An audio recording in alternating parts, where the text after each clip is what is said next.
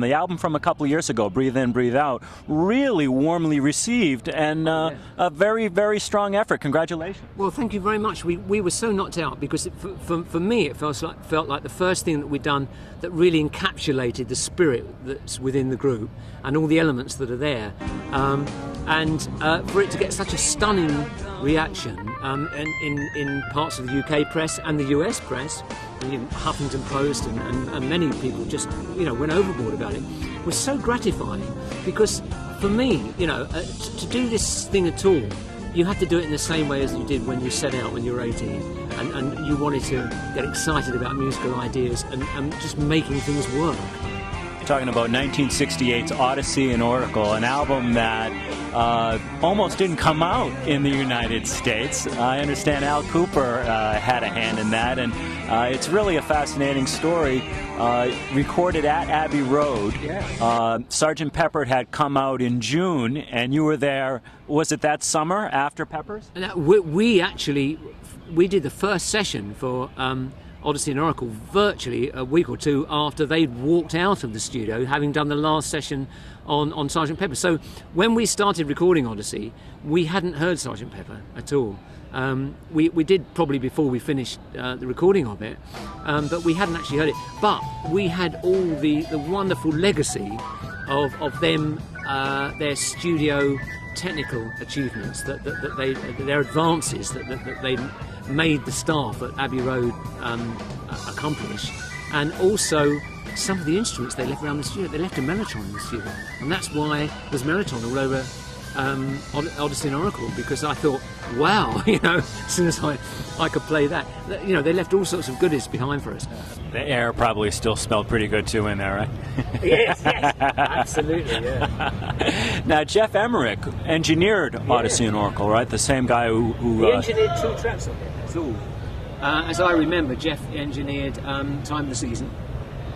Although I don't think he mixed it in the end, I can't remember now, but Jeff was the main engineer on Time of the Season. And also, I believe, maybe on Beechwood Park as well. He said that he thought we were one of the few bands that had total originality that he'd worked with, apart from the Beatles. And I was so knocked out with that endorsement, coming from him. Around 68, 4-track was really the state of the art, wasn't it? Yeah. I mean, the Beatles had heard Pet Sounds, as we had before we went into the studio, and been knocked over by it. I mean, and that's why they felt they had to do something in the style of Sgt. Pepper to match what Brian had done, and some of his creative and technical advances. And they'd heard that Brian had used an 8-track recording machine. Now, there were no 8 tracks in the UK. And they said to EMI, what do you mean there are no 8 tracks? How are we supposed to compete, when we can't use this stuff? And they said, well, what we could do, because they were real boffins there, they said what we could do is we could put 2 4-tracks together, and you lose one of the tracks because one of the tracks is a sync track, but you end up basically with 7 tracks if you do that. Now, my memory is that we were told that story by one of the engineers who said, oh my God, what we've been through, to sync up these 2 4-track machines. It was a nightmare, and we went, we'll have some of that. When She's Not There, followed by Tell Her No, and coming to New York and doing the Murray the K shows and Hullabaloo and the Dick Clark things, it must have been such a whirlwind and an exciting time. It was like living a dream, There we were, skinny 19-year-old English kids. When we walked into the Brooklyn Fox, played with some of our heroes like Benny King, the Drifters, Chuck Jackson, Patti LaBelle, Dionne Warwick, these wonderful, wonderful artists, and they all took us to their hearts. It was great.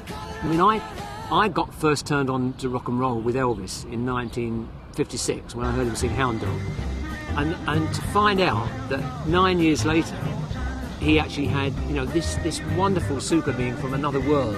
It was how it seemed to me when I was 11 years old. Actually had my songs on his jukebox. It was something I couldn't comprehend, and so we were living out a teenager's dream. Really, it was a magical time. Rod Argent, I think it's so wonderful that you're able to bring the Zombies back and prove what an essential band you are in a free show in Central Park here today.